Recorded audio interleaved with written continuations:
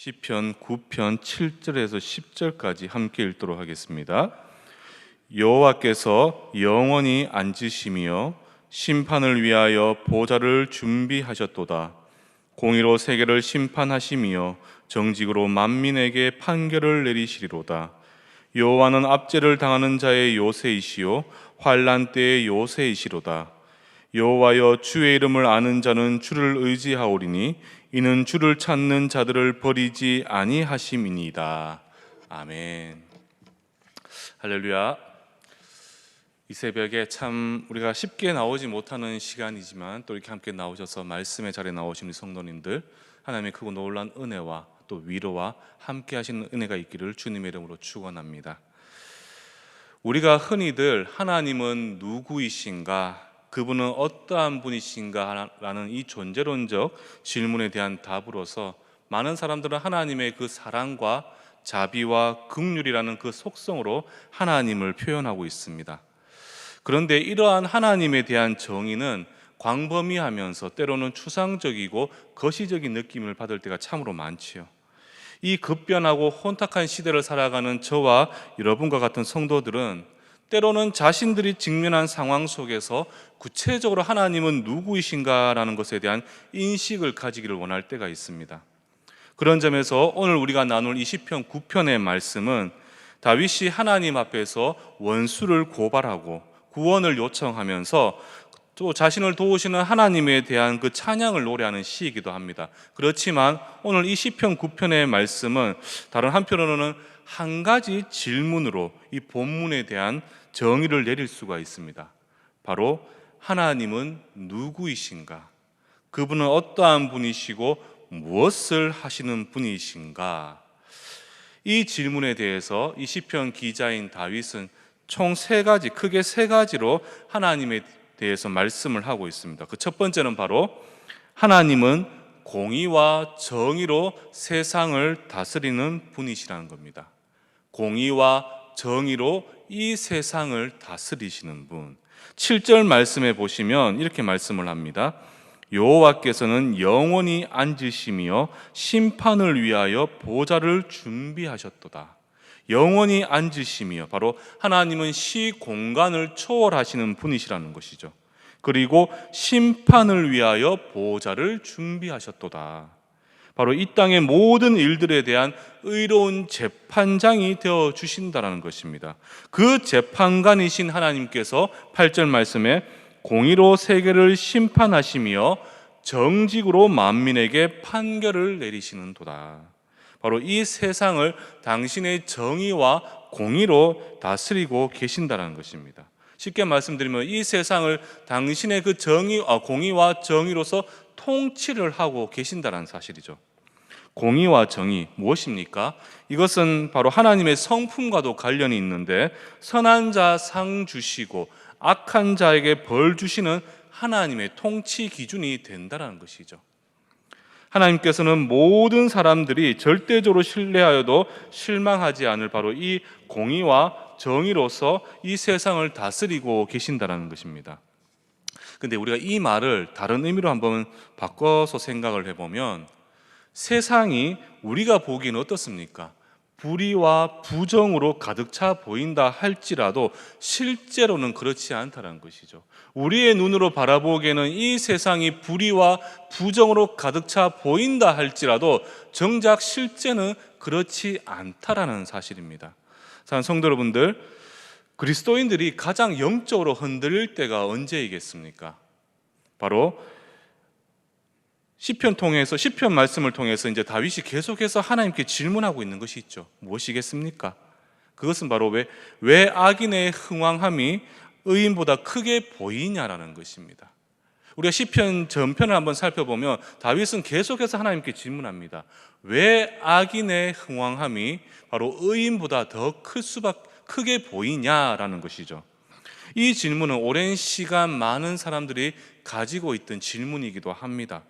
그러나 분명한 사실은 그렇게 보이는 세상, 즉 그렇게 우리의 눈에는 세상이 그렇게 보인다 할지라도 실제로는 하나님께서 당신의 공의와 정의로 이 세상을 다스리고 계신다는 것이죠.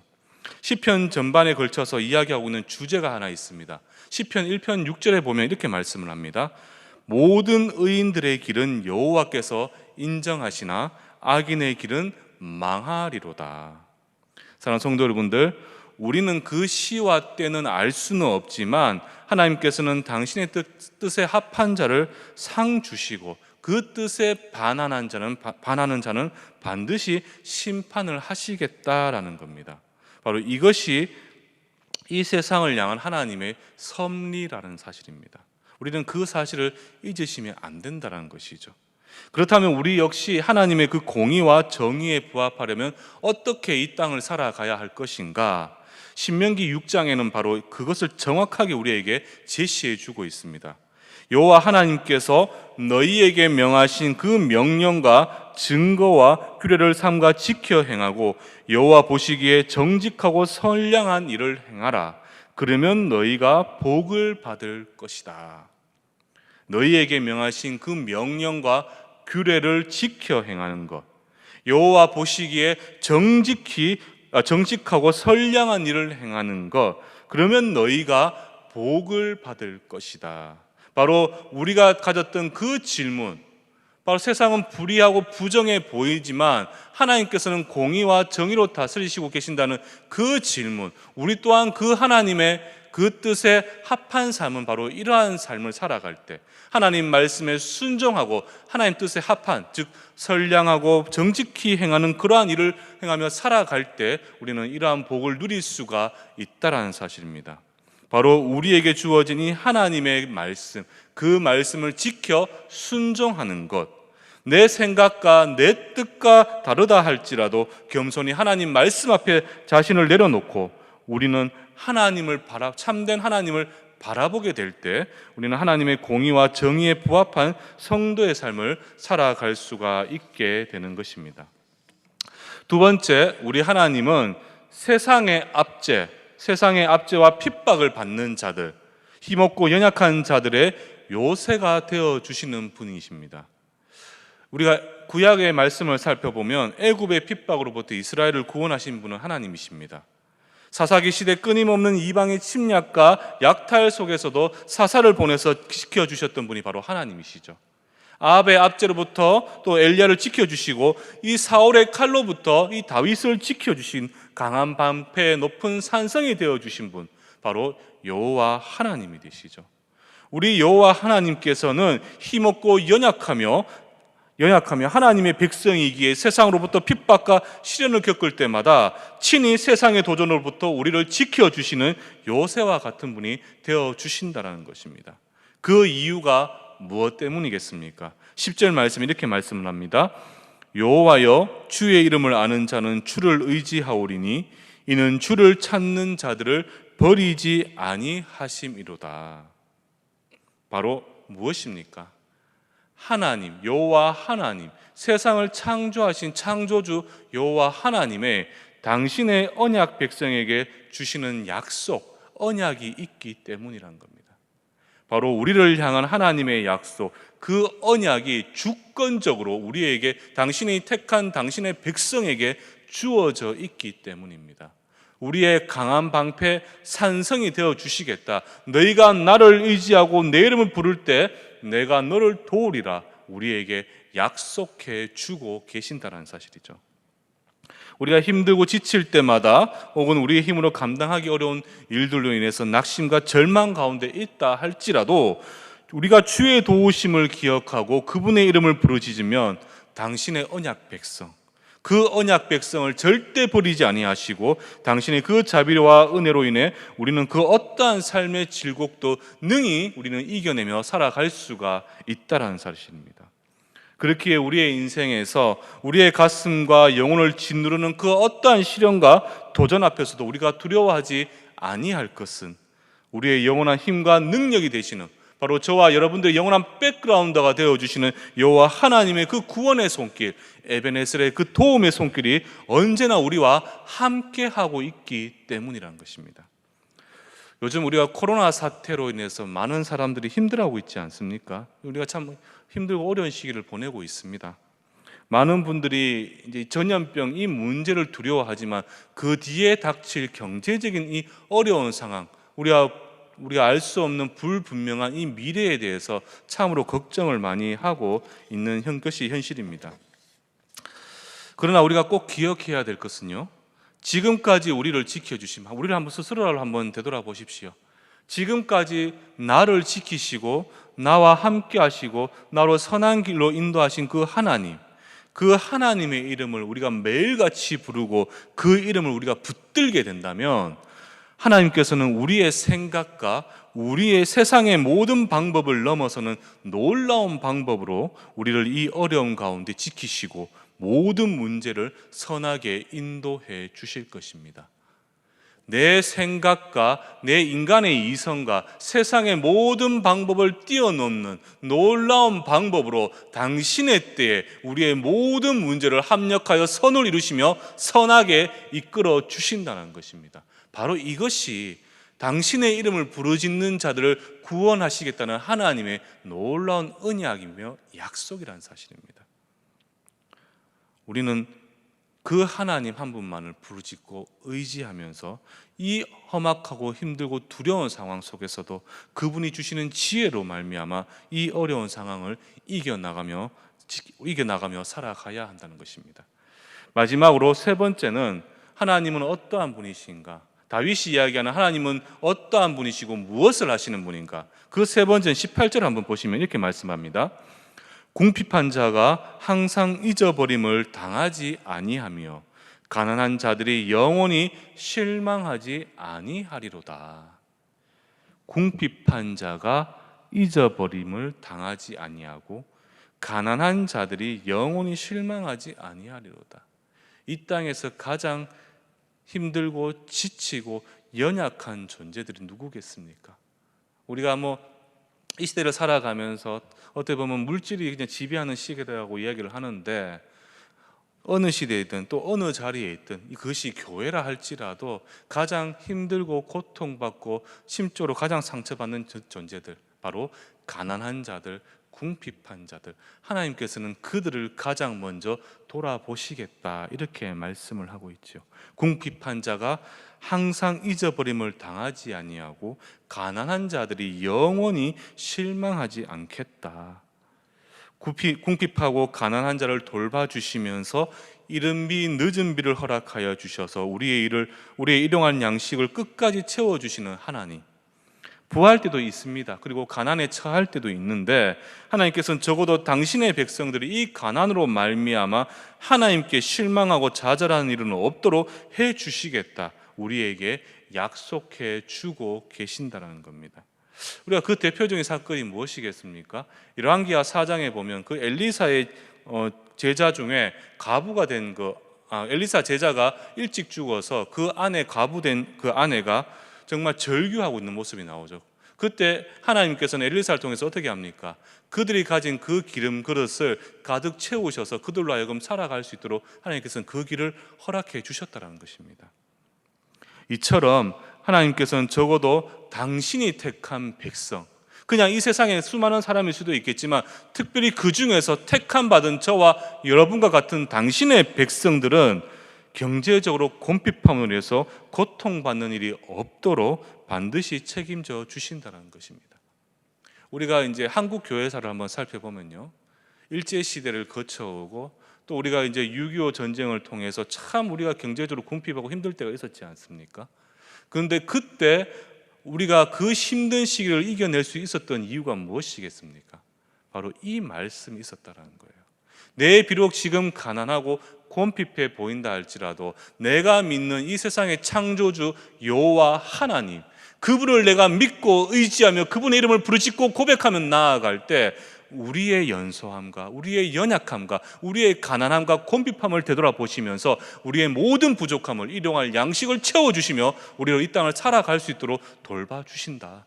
그 믿음을 가지고 이 땅을 살아왔기에 우리는 그 힘든 시기를 버텨내며 이겨낼 수가 있었다는 겁니다. 또 실제로 하나님께서는 그 상황마다 우리의 필요한 것을 이른 비 늦은 비를 보내주셔서 필요한 것들을 다 채워주셨다는 것이죠. 그리고 지금 우리의 한번 모습을 보십시오. 전 세계가 놀랄 만큼 우리는 많은 것을 누리며 살아갈 수가 있습니다. 한 국가적인 문제, 세상적인 모습뿐만 아니라 한 개인 역시 이 모든 축복에 우리는 대상이 될 수가 있다는 것이죠. 여호와 하나님은 누구십니까? 무엇을 하시는 분이십니까? 당신의 백성들, 그중에 특히 가난하고 곰핍한 자들이 그로 인해서 좌절하거나 낙심하지 않도록 지키시고 도우시는 분, 바로 그분이 우리의 여호와 하나님이 되신다는 사실입니다. 적어도 급히 부하려 하지 않고 하나님을 하나님을 시험하지만 않는다면 하나님께서는 반드시 백성들의 삶이 무너지지 않도록 당신의 때, 당신의 방법으로 반드시 그 길을 열어 놓으신다는 것이죠. 사랑하는 성도분들, 말씀을 마무리하도록 하겠습니다. 요즘 세상의 트렌드가 무엇입니까? 바로 하나님은 없다. 절대적인 진리와 절대적인 존재는 존재하지 않는다라는 것이 이 세상이 부르짖고 있는, 그 세상이 보여주고 있는 그 모습들이지 않습니까? 그렇기에 우리도 어느 한순간 이 세상을 살아가고 있기 때문에 세상의 기준과 세상의 방법이 우리의 삶의 기준이 되어가고도 있습니다. 그러나 분명한 사실은 이 세상은 어떻게 움직이고 있다는 것이죠. 바로 하나님의 공의와 정의로 이 세상은 다스려지고 있다는 것입니다. 더 나아가서 그분은 이 땅에 연약하고 부족한 당신의 백성들, 그 백성들의 강한 방패, 높은 산성이 되어주시고 가난하고 힘든 자들의 위로와 소망이 되어주신다는 것입니다. 그 하나님을 믿으시길 바랍니다. 눈에 보이지 않는다고 해서 그분이 존재하지 않는 게 아니지 않습니까? 우리가 숨을 쉬고 있는데 우리는 이 숨을 쉬는 이유가 무엇 때문이라고 알고 있습니까? 지금 눈에 보이지 않는 공기가 있지 않습니까? 산소가 있기 때문에 우리는 숨을 쉬지만 그 산소는 눈에 보이지가 않습니다. 똑같다는 것이죠. 눈에 보이지 않지만 그 하나님의 에베네셀의 그 도움의 손길이 지금도 저와 여러분과 함께하고 있다는 사실, 우리가 그것을 믿음의 눈으로 바라보고 우리의 믿음으로 그것을 고백하며 나아갈 때 하나님께서 다스리시는 이 세 가지 하나님의 놀라운 은혜와 하나님 일하심을 우리는 믿음의 눈으로 바라볼 수가 있게 된다는 사실입니다. 너무나 혼탁하고 불분명한 미래를 살아가는 우리들, 그렇지만 우리가 두려워하지 않고 염려하지 않을 것은 바로 그 하나님께서 지금도 그리고 이후에도 동일하게 저와 여러분과 함께 해주고 계신다는 겁니다. 그 하나님을 믿으시고, 그리고 오늘 이 코로나 사태 속에서 참 교회에 나오는 게 쉽지 않음에도 불구하고 이 자리에 나와 계신 우리 성도님들, 각자의 기도 제목들을 가지고 계시지 않습니까? 연약한 자, 그 다윗의 강한 방패, 높은 산성이 되어주신 그 하나님, 우리에게 가난하고 곰핍한 자를 지켜주시겠다 약속하신 그 언약의 하나님을 오늘 믿고 우리가 가진 모든 기도 제목을 하나님 앞에 올려드린다면 반드시 전능하신 하나님께서 그 기도를 들으시고 응답해 주실 것입니다. 그 하나님을 바라보며 살아가실 수 있는 귀하고 복된 내일교회 성도님들 되기를 주님의 이름으로 축원합니다. 오늘 말씀을 기억하면서 우리가 함께 기도 드릴 때 주님께서 이 땅을 하나님의 은혜로 다스려주고 계시는데 그 은혜의 손길 위에 우리가 함께 살아갈 수 있도록, 그 은혜의 손길을 우리가 붙들 수 있도록 은혜 더하여 주시옵소서. 힘들고 지치고 수많은 삶의 질곡들 앞에서 다시 한번 주님을 향한 우리의 신앙을 고백할 때 하나님의 언약 백성으로서 하나님께 주시고자 하는 모든 놀라운 축복을 온전히 누리며 살아가실 수 있는 귀하고 복된 주의 백성 되게 하여 주시옵소서. 무엇보다 여러 가지 수많은 기도 제목들이 있습니다. 전능하신 하나님께서 들으시고 응답하여 주셔서 우리의 간급함을 들으시고 주님 우리를 위로하여 주시고 당신의 놀라운 은혜의 손길 우리를 구원하여 주시옵소서. 우리 다 같이 이러한 기도 제목으로 합심하여 기도하도록 하시겠습니다. 기도하십니다.